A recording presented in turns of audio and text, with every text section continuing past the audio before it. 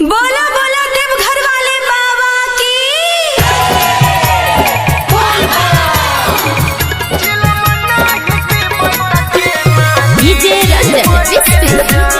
DJ Santosh राज घर गोचरी पुनर्वास।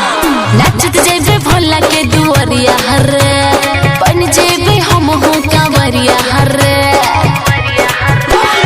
नचत जेबे भोला के दुआरिया हरे बन जेबे हम हो कांवरिया हरे। गांजा या भांग के गेले जमाना होई गेले फैशन पुराना।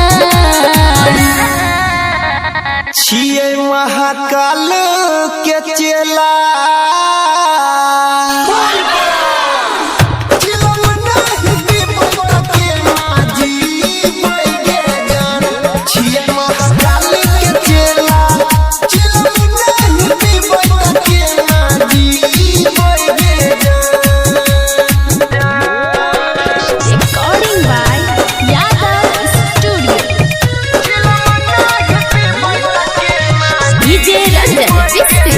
क्या नाम है आपका?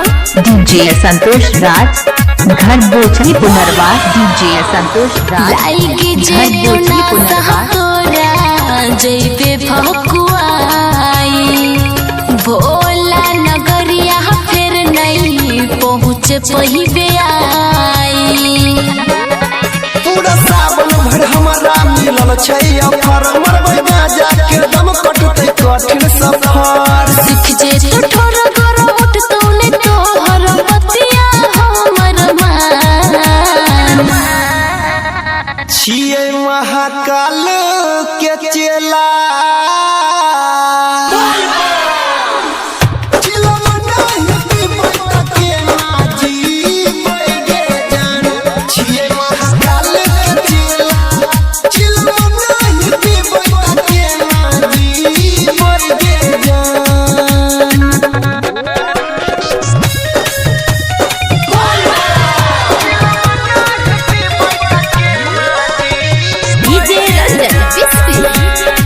डीजे संतोष राज मोबाइल नंबर 89559196 सिगरेट ऐसा इच्छा नहीं करे कर तो नहीं खराबी तोहार मूड रह तो ठीक करे।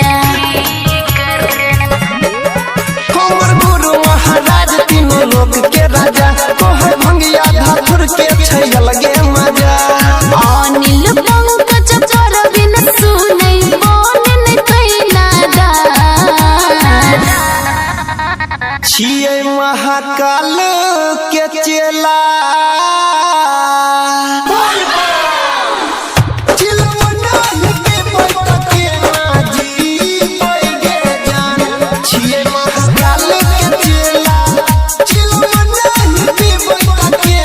डीजे संतोष राज मोबाइल नंबर 8955919629।